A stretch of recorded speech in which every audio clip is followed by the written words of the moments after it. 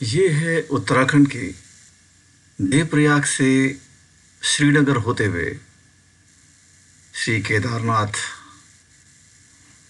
राजमार्ग।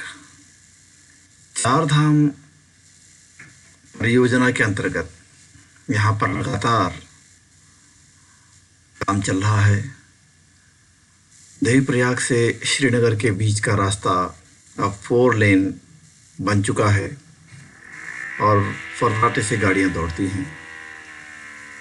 श्रीनगर से रुद्रप्रयाग और आगे ऊखीमठ या चमोली जाने वाले सारे राजमार्ग पर पहाड़ों को तोड़ने का काम जारी है। इसमें कोई शक की बात नहीं कि चार धाम यात्रा बेहद कठिन होती थी और इस क्षेत्र में दुर्घटनाएं भी काफ़ी होती थी। लेकिन अगर धैर्यपूर्वक गाड़ियां चलें तो क्षेत्र में आसानी से जाया जा सकता है।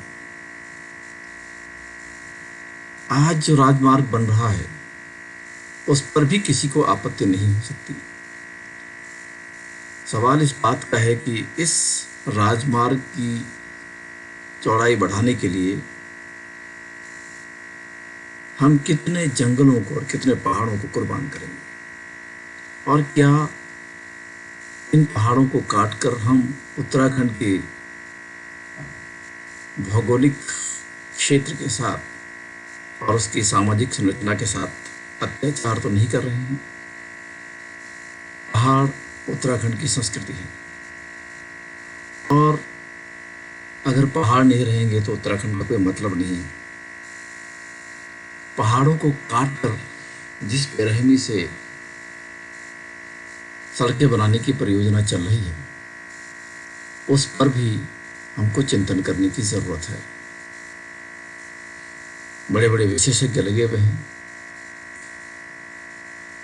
श्रीनगर से देवप्रयाग के रास्ते में हमने जगह जगह पर पहाड़ों को काटने के लिए बड़ी बड़ी ड्रिलिंग मशीनों को देखा।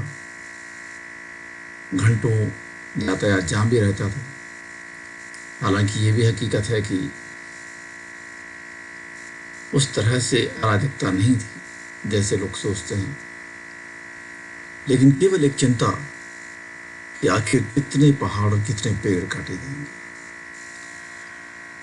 गंगा के जिस क्षेत्र में भी हम गए वहां पर हमने हर जगह पर उनकी धाराओं को रोकने का प्रयास देखा। तो एक तरफ राजमार्ग बनने की तैयारी है जिसके लिए पहाड़ काटे जा रहे हैं, दूसरी तरफ उत्तराखंड की नदियों का दोहन कर उन पर नियंत्रण किया जा रहा है। पूरी मंदाकिनी की घाटी को देख करके बड़ा क्षोभ भी हुआ क्योंकि जगह जगह पर पानी रोका गया है और नदी सूखी दिखाई देती है। गंगा की धारा देवप्रयाग में बनती है और हमने वहां पर भी देखा किस प्रकार से वो भागीरथी जो है वो बड़ी शांत नजर आ रही थी क्योंकि उसका पानी पूरी तरह से नियंत्रित किया गया है। उत्तराखंड की इस राजमार्ग बनने की प्रक्रिया में सबसे बड़ा जो संघर्ष प्रकृति के साथ चल रहा है वो है देवप्रयाग ऋषिकेश के बीच में। वहाँ की जो पूरी लोकेशन है गंगा के किनारे पूरा राजमार्ग है और जिस तरह से गंगा पहाड़ों के चक्कर काट के आती है राजमार्ग भी वर्चुअल वैसे ही था। लेकिन इस समय जिस प्रकार से उस राजमार्ग के चौड़ा करने के नाम पे पहाड़ों के में विस्फोट हो रहे हैं और जिस तरह से उन्हें काटा जा रहा है उस पर चिंता करने की ज़रूरत है। विकास होना चाहिए लेकिन बहुत संयमित तरीके से और हमारे संस्कृति और संसाधनों का किसी भी प्रकार से नुकसान नहीं होना चाहिए।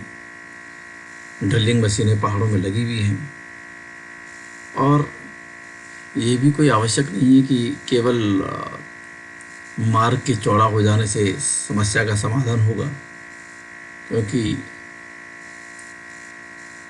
ये पूरा जो उत्तराखंड का पहाड़ी क्षेत्र है, वहाँ पर वर्षा के कारण से भी भूस्खलन होता है। और इसलिए ये वैज्ञानिकों का काम है सोचना और उसके बारे में सरकार को आगाह करना कि क्या इन पहाड़ों पे जिस तरह से ड्रिलिंग मशीनें चल रही हैं इस वक्त, उनसे पहाड़ कमज़ोर नहीं होंगे। और यदि कमज़ोर होंगे तो आने वाले समय में राजमार्ग के बड़े अच्छे बन जाने के बावजूद भी भूस्खलन का खतरा बना रहेगा।